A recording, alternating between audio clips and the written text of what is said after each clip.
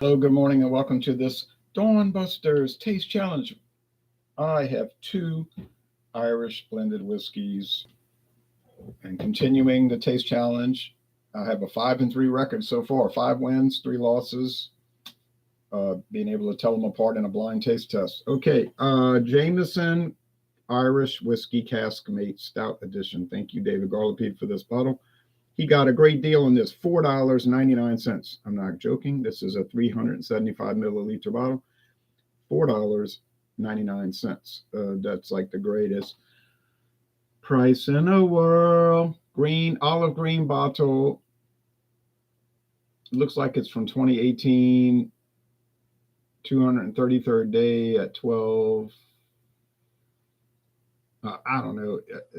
No, at 2:36 in the afternoon. I mean, that's all guesstimations because they're not very clear on the bottles what you're looking at. And with liquor, that date wouldn't matter. Product of Ireland, product of era. Okay, John Jameson. This is from a company called Irish Distillers. They also own Red Spot, Green Spot. I think a brand called Powers Irish Jameson. Yeah, a lot of stuff under their umbrella. Middleton Distillery. The new distillery, 51 years old, replacing the old distillery from 1780. Okay, here's a product around that was introduced in 2015, around the same time. I don't know when the Jameson was introduced, sometime around there. Two Gingers, introduced in 2015. Got the clear bottle, brown label with the two gingers. The guy that started the company has he had two female relatives with ginger hair, redheads. Got the Irish Republic flag. See if this thing clears up.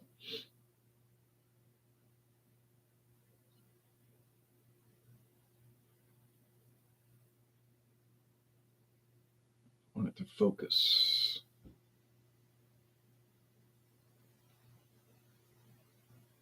There we go. Kilbeggan Distillery Company. Kilbeggan Distilling Company. The guy that started the company, I mean, he didn't have, what was his name? Folliard. His last name was Folliard. He didn't have his own distillery, so he just contracted it out. And he decided to make this double distilled instead of triple distilled. He claimed it would make for more flavor. I bought this at Total Wine and More, and it was $15.99. Price is going up. But I saw it last week at Broadway Liquors in New Orleans, Louisiana for $16.99. So you can still get it for less than $17. So age 4 long years. Okay, we have an age statement.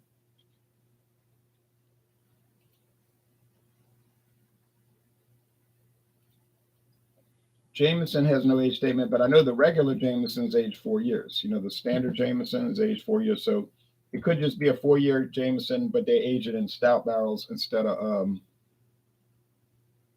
so Bon Ton Roulette. So good times roll. Okay, Steve from Philly. So we're gonna let the good times roll here. Age 4 years.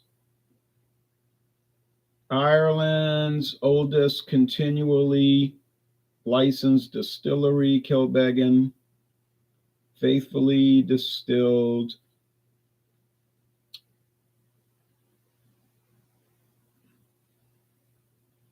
Please tipple two gingers responsibly. All right, so enough of that.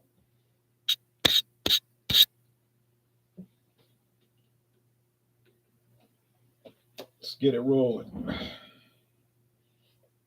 Now, I thought after the initial 5 victories, I thought, yeah, I'm going to tell it apart every time. This is distinct. You wouldn't confuse it. But then,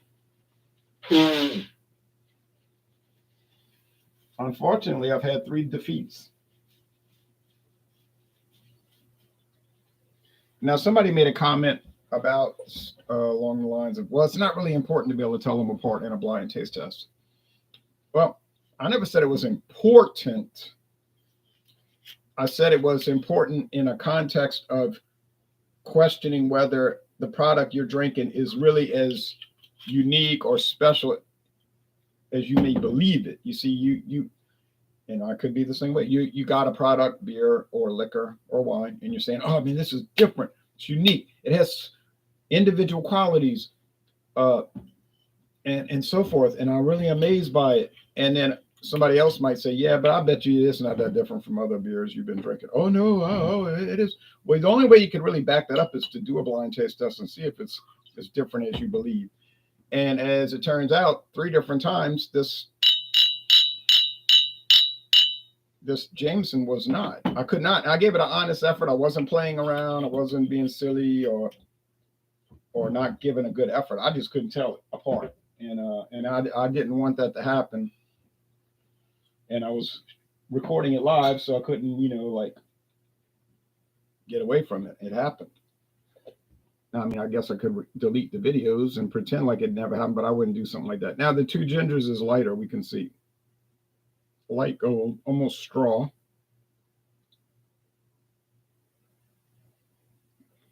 And the Jameson is darker, probably from being in the stout barrels. Yeah.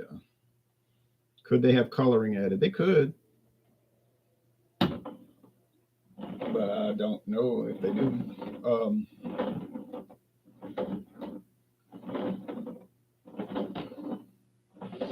And I have some other Irish whiskeys left. I have, I've got, what do I have left? Bushmills. I'm going to cross the border into Northern Ireland, British territory. Bushmills original, Bushmills Black Bush, and Bushmills Red Bush. You would think, you would hope, I would hope that I'd be able to tell them apart, right? But until you carry out the exercise, you really don't know. It's like, well, we can attack this country and we'll beat them in 2 weeks. I thought so. Back in February 2022, I said, this thing will be over. I was telling everybody at work, this thing will be over in 2 weeks. They don't have a chance. They don't have to stand a chance. But here we are, going on 2 years, a stalemate. I would have laughed that off. I would have said, no way, no stalemate there. So you don't know until it actually happens. You just think you know.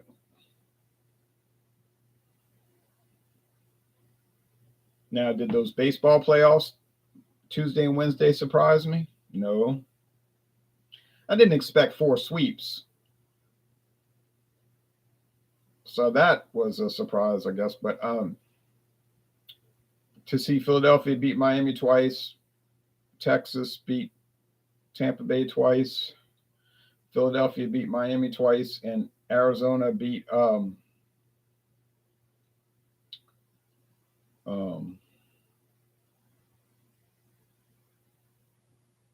Milwaukee twice. No, I wasn't really surprised. I wasn't surprised at all.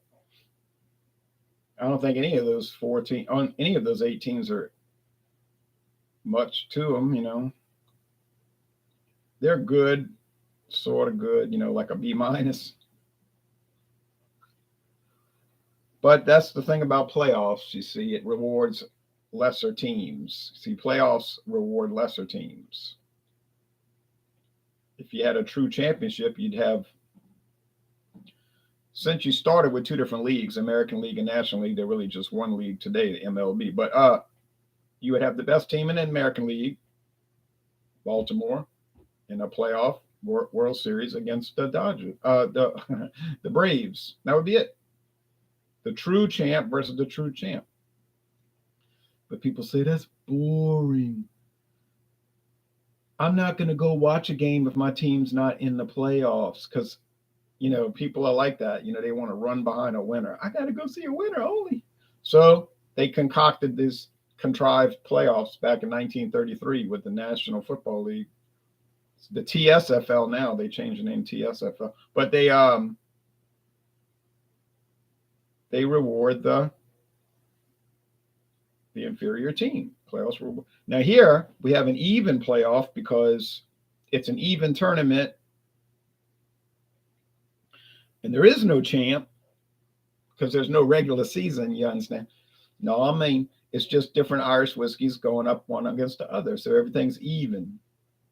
Except in some cases the ABV will be a little higher, like with the Teeling, it's a higher ABV. My nose is a little bothered because of this humidity in the air. This is smooth in the nose. Now you say smooth in the nose. Yeah, it's just like a smooth aroma. It's just like there's nothing make you jump back.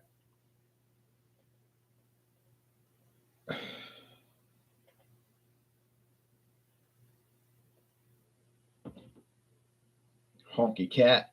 All right.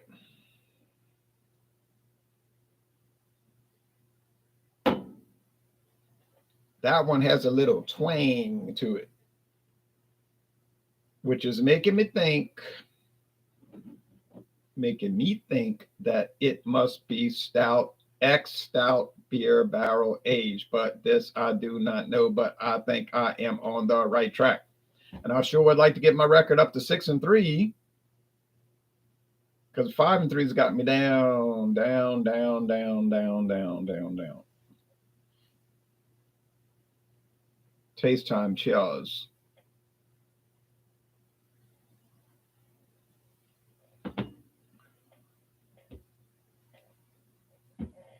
Okay. Multigrain. Sweet. Honey. White bread. Typical, typical, typical, typical, typical. Typical Irish whiskey. Could be anything.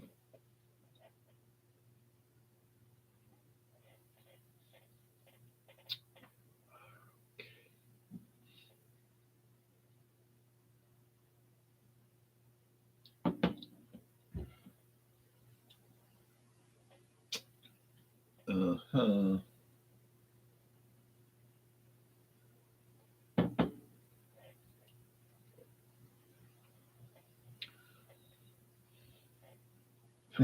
A lot of ethanol, though, I gotta admit. I was like, whoo.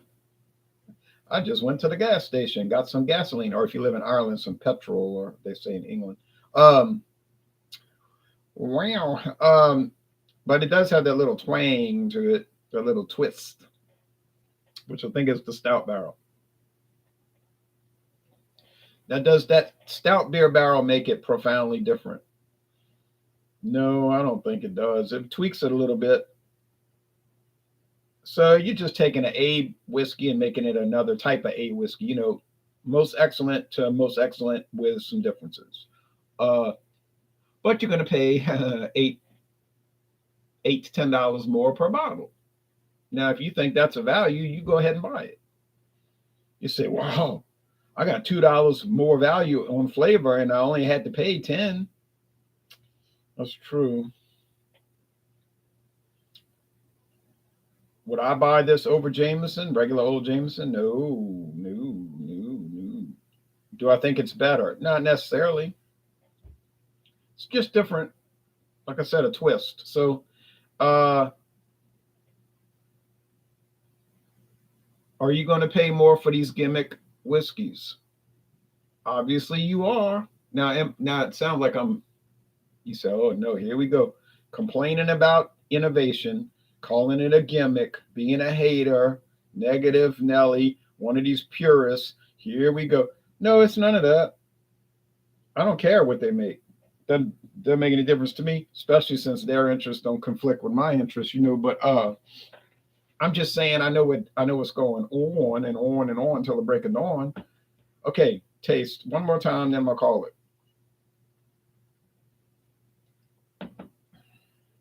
Yeah, that's too ordinary to be, and I mean ordinary good. You know what I'm saying? Ordinary good, like ordinary, like the ordinary type of Irish whiskey, which to me Irish whiskey in general is good. So I don't mean ordinary in the sense that it's not something to drink.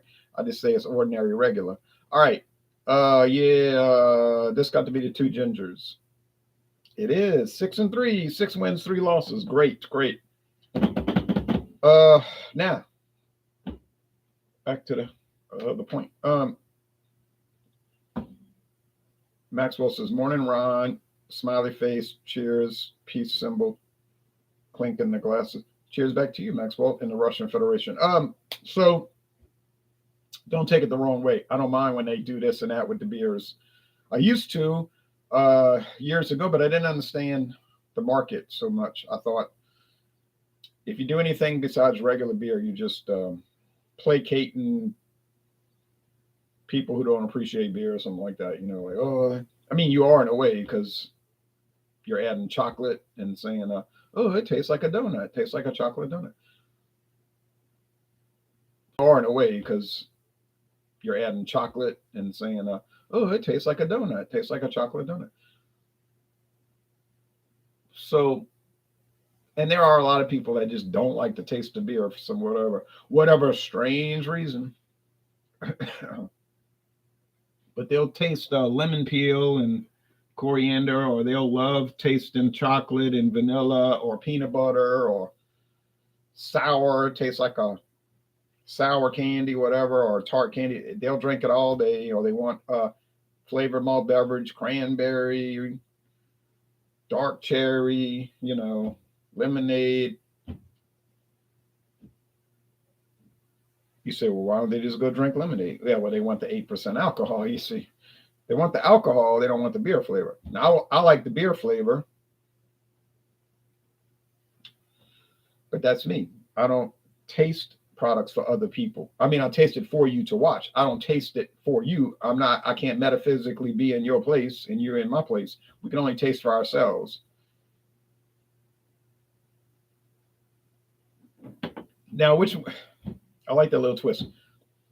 Now, which one of these would I buy if I bought Irish whiskey regularly? I don't. Okay, so let's remember that I don't drink any sort of whiskey regularly. I've had people asking, "What's your standby go-to whiskey?" I say that doesn't exist in my life because I don't drink alcohol. I don't drink liquor just to drink it. Now that might seem strange, and I would agree that it is strange. I only do reviews and taste challenges. That's it. So if you see me doing a review, whether it's live, like a taste challenge here, but that's a taste challenge, sort of a review, and then, or if you see me doing a recorded video, those are the times I've consumed liquor. Off camera, it's not happening. Now you could say, "Oh, you're lying. You probably drink liquor all day long. You're just lying. You're lying to yourself. Go get help or whatever." Well, I'm not lying. How do you think these things last so long? I mean, I've got bottles I've been nursing for like 5-6 years now, taking little sips every quarter, every 3 months, or even maybe less, every 4 months. And secondly, if you think that, I don't even care, but I'm telling you the truth. I'd rather be honest on the channel. So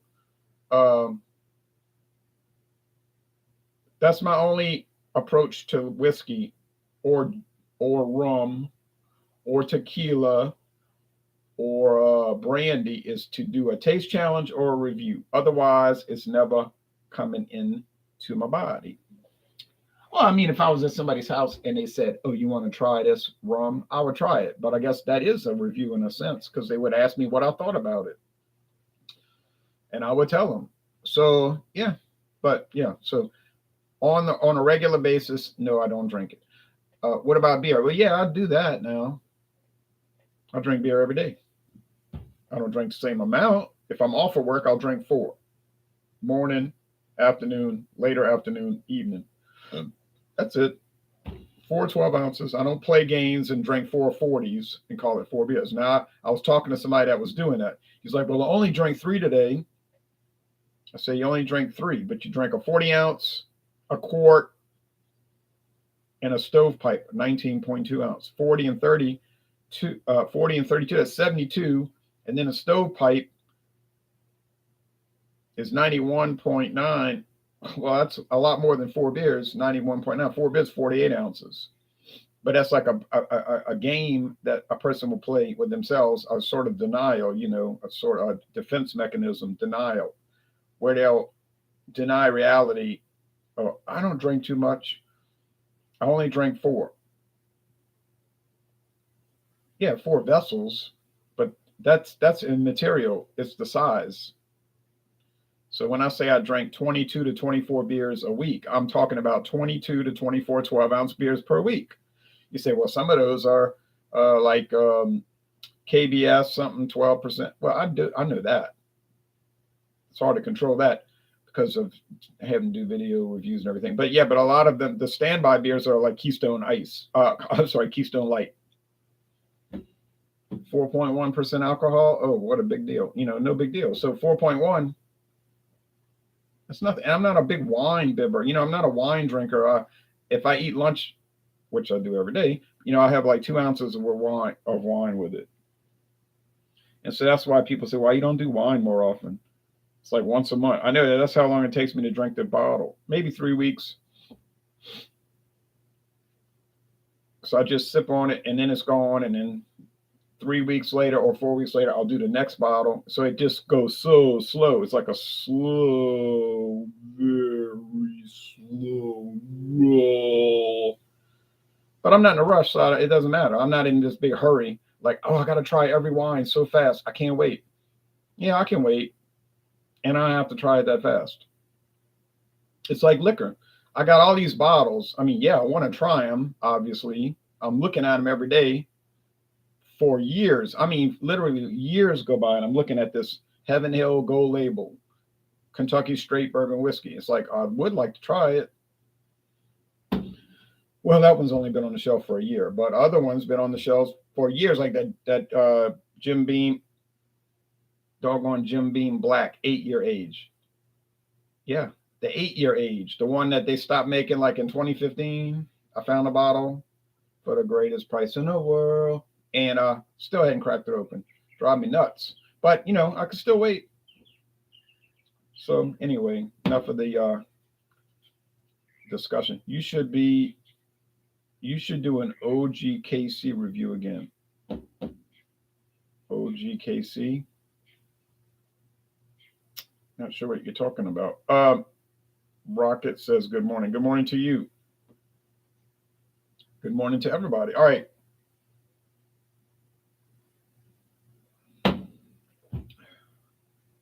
Smooth as silk. I'll tell you what, this goes back to the point which started the whole discussion.